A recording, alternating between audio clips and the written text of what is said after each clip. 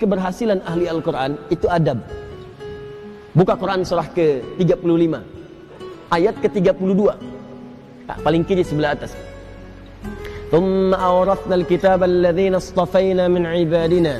Kemudian kami wariskan Al-Quran itu kepada hamba-hamba yang kami pilih. Awas, ada yang rajin baca, one day one juz, one day one ayah, kan? One day one surah, dan seterusnya. Ada yang rajin menelaah, buka tafsir ini, tafsir itu. Ada yang rajin menghafalkan, ya, Masya Allah. Tapi maaf, apakah semua orang itu dianggap benar oleh Allah ketika berinteraksi dengan Al-Quran? Tidak. Ada 3 golongan. Faminhum zalimun li nafsi. Ada orang yang senang dengan Al-Quran tapi zalim orangnya. Rajin baca dia, rajin, tapi zalim. Tidak mampu menempatkan ayat Quran sesuai dengan tempatnya. Apa? Zalim itu menempatkan sesuatu bukan pada tempatnya. Ini penghapus, buat menghapus tulisan di papan tulis. Asalnya begitu, tapi digunakan untuk melempar orang misalnya. Nah, itu zalim namanya. Gelas, tuh, fungsinya menampung air untuk minum. Gayung fungsinya untuk mandi. Ada orang minum pakai gayung, mandi pakai gelas. Itu zalim namanya.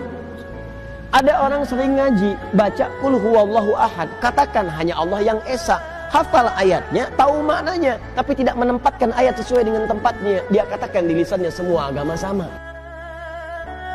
Dzibin, celaka orang-orang yang dusta. Hafal ayatnya, sering baca, tahu artinya, tapi dia berdusta. Itu zalim namanya.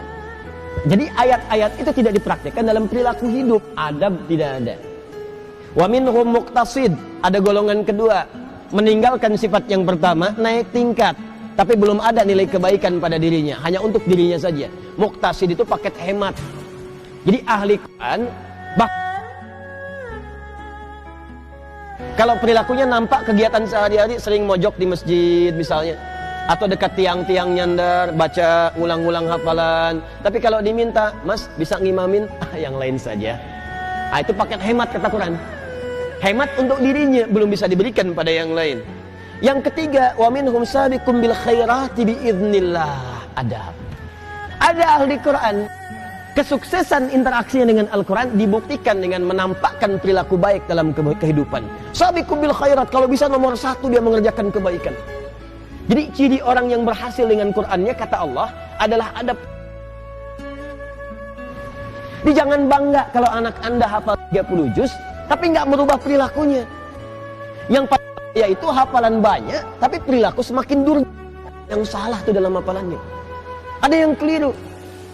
Ciri orang tuh kalau sudah dekat dengan Quran, karena Quran itu baik, maka akan ada perubahan dalam dirinya. Minimal tuh sifatnya dulu lebih tenang, lebih terukur, lebih baik.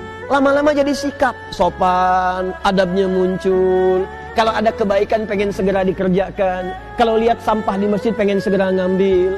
Kalau lihat ini belum nyala, pengen segera nyalakan. Kalau lihat saf kosong, pengen ngejar safnya. Itu dorongan kebaikannya cepat sekali.